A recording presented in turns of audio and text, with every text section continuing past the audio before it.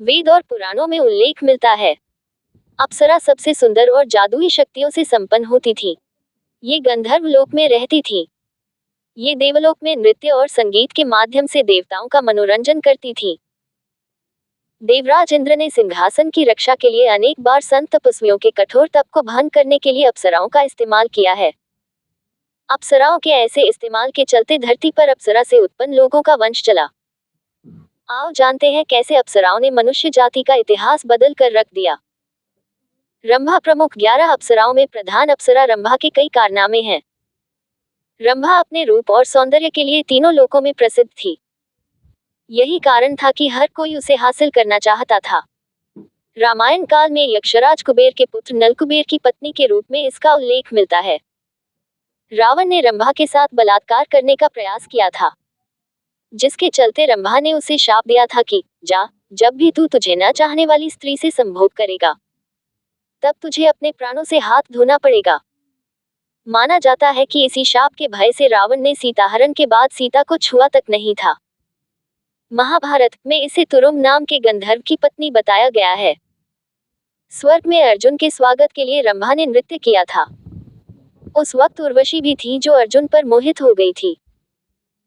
एक बार विश्वामित्र की घोर तपस्या से विचलित होकर इंद्र ने रंभा को बुलवाकर विश्वामित्र का तप भंग करने के लिए भेजा।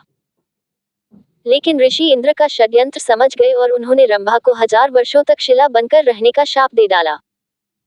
सवाल यह उठता है कि अपराध को इंद्र ने किया था, फिर सजा रंभा को क्यों मिली? हालांकि वाल्मीकि रामायण की एक कथा के अनुसार एक ब्राह्मण द्वारा ये ऋषि के शाप से मुक्त हुई थी, लेकिन स्कंद पुराण के अनुसार इसके उद्धारक श्वेतमुनि बताए गए हैं, जिनके छोड़े बाण से यह शिलारूप में कमितीर्थ में गिरकर मुक्त हुई थी। उर्वशी एक बार इंद्र की सभा में उर्वशी के नृत्य के समय राजा पुरुरवा उसके प्रति आकृष्ट हो गए थे, जिसके चलते उसकी ताल बिगड़ गई थी। इस अपराध के कारण इंद्र ने रुष्ट होकर दोनों को मृत्यु लोक में रहने का शाप दे दिया था। मृत्यु लोक में पुरुरवा और उर्वशी कुछ शर्तों के साथ पति पत्नी बनकर रहने लगे। दोनों के कई पुत्र हुए। इनके पुत्रों में से एक आयु के पुत्र नहुष हुए। नहुष के ययाति, सयाति, अयाति, अयति और ध्रुव प्रमुख पुत्र थे। इन्हीं में से ययाति के यदु, तुर्वसु, द्रुहु, अनु और पुरु हुए। यदु से यादव और पुरु से पौरव हुए। पुरु के वंश में ही आगे चलकर कुरु हुए और कुरु से ही कौरव हुए। भीष्म पितामह कुरुवंशी ही थे।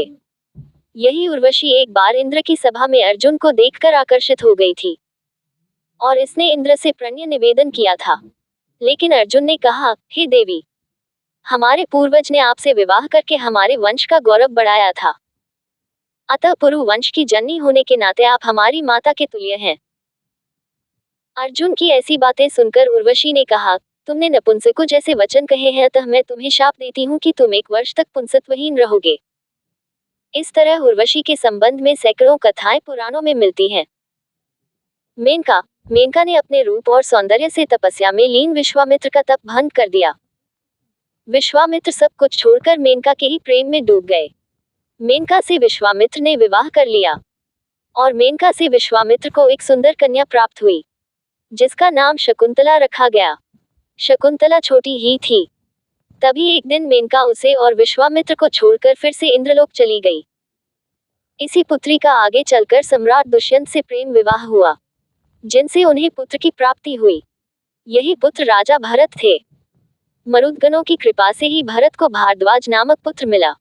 भारद्वाज महान ऋषि थे। चक्रवर्ती राजा भरत के चरित्र का उल्लेख महाभारत के आदि पर्व में भी है। इसी भरत के कुल में राजा कुरु हुए और उनसे कौरव वंश की स्थापना हुई। कुरु के वंश में शांतनु का जन्म हुआ। शांतनु ने गंगा और सत्यवती से विवाह किया था। इसके मतलब ये कि उर्वशी के वंश को ही बाद में मेनका ने आगे बढ़ाया। पुंजिकस्थला, एक और जहां उर्वशी और मेनका ने पुरुरवा के वंश को आगे बढ़ाया था, वहीं पुंजिकस्थला ने वानर वंश को नया आयाम दिया था। माता अंजनी से हनुमान के जन्म की कथा तो सबने सुनी है, लेकिन बहुत कम लोग जानते हैं। माता अंजनी इंद्र के दरबार में पुंजिकास्थला नामक एक अप्सरा थी। पुंजिकास्थला ने तपस्या करते एक तेजस्वी ऋषि के साथ अभद्रता कर दी। गुस्से में आकर ऋषि ने पुंजिकास्थला को श्राप दे दिया कि जा तू वानर की तरह स्वभाव वाली वानरी बन जा, ऋषि के श्राप को सुनकर पुंजिकस्थला ऋषि से क्षमा याचना मांगने लगी। तब ऋषि ने दया दिखाए और कहा कि तुम्हारा वह रूप भी परम तेजस्वी होगा। तुमसे एक ऐसे पुत्र का जन्म होगा जिसकी कीर्ति और यश से तुम्हारा नाम युगों युगों तक अमर हो जाएगा। इस तरह अंजनी को वीर पुत्र का आशीर्वाद मिला। इस शाप के बाद जिकस्थला धरती पर चली गई और वहां एक शिकारन के रूप में रहने लगी। वहीं उनकी मुलाकात केसरी से हुई और दोनों में प्रेम हो गया। दोनों ने विवाह किया। केसरी और अंजना ने विवाह कर लिया पर संतान सुख से वंचित थे। तब मतंग ऋषि की आज्ञा से अंजना ने तप किया। तब वायु देवता ने अंजना की तपस्या से प्रसन्न होकर उसे वरदान दिया कि तुम्हारे यहाँ सूर्य, अग्नि एवं सुवर्ण के समान तेजस्वी, वेद वेदांगों का मर्मज्ञ, विश्वंध्य महाबली पुत्र होगा। पवन देव की कृपा से पुंजिकस्थला को एक पुत्र मिला जिसका नाम आंजनेय रखा गया, जो आगे चलकर बजरंगी और हनुमान के नाम से प्रसिद्ध हुए। तिलोत्तमा स्वर्ग की परम सुंदर अप्सरा थी। तिलोत्तमा की कई कथाएं पुराणों में मिलती है। उन्हीं में से एक कथा यह है कि हिरण्यकशिपु के वंश में निकुंभ नामक एक असुर उत्पन्न हुआ था, जिसके सुंद और उपसुंद नामक 2 पराक्रमी पुत्र थे। उनके तप से प्रसन्न होकर ब्रह्मा जी ने उनसे वर मांगने को कहा। दोनों असुरों ने ब्रह्मा जी से अमृतत्व का वर मांगा, लेकिन ब्रह्मा जी ने इसे देने से इनकार कर दिया। ऐसे में दोनों भाइयों ने आपस में विचार विमर्श किया। दोनों ने सोचा कि हम दोनों में बहुत प्रेम है और हम आपस में कभी लड़ते नहीं है। उनको पूर्ण विश्वास था कि वे कभी भी एक दूसरे के खिलाफ कुछ भी नहीं करेंगे।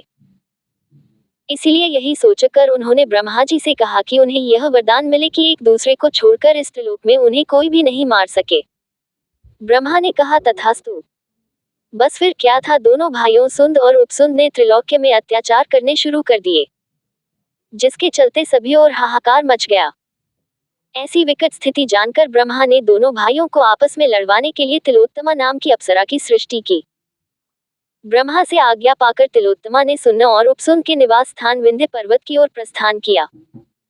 एक दिन तिलोत्तमा को दोनों भाइयों ने टहलते हुए और गाते हुए देखा और दोनों ही उसे देखकर सुध-बुध खो बैठे।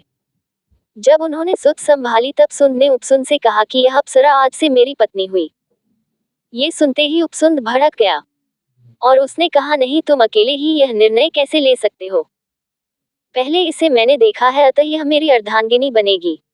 बस फिर क्या था, दोनों ही भाई जो बचपन से ही एक दूसरे के लिए जान देने के लिए तैयार रहते थे, अब वे एक दूसरे की जान लेने के लिए लड़ने लगे। बहुत समय तक उनमें लड़ाई चली और अंततः वे एक दूसरे के हाथों मारे गए।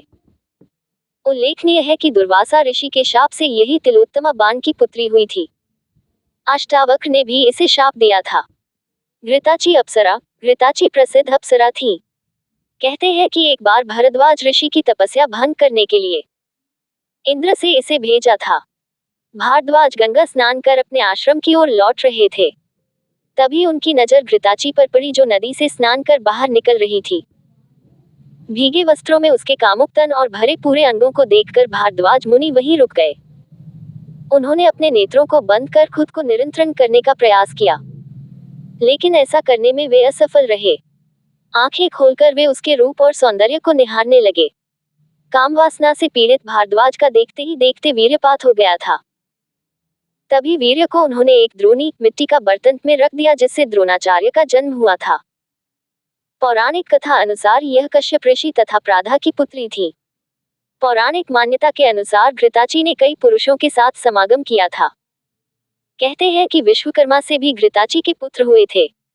रुद्राक्ष से घृताची को 10 पुत्र और 10 पुत्रियां उत्पन्न हुई थी। कन्नौज के नरेश कुशनाभ ने इसके गर्भ से 100 कन्याएं उत्पन्न की थी।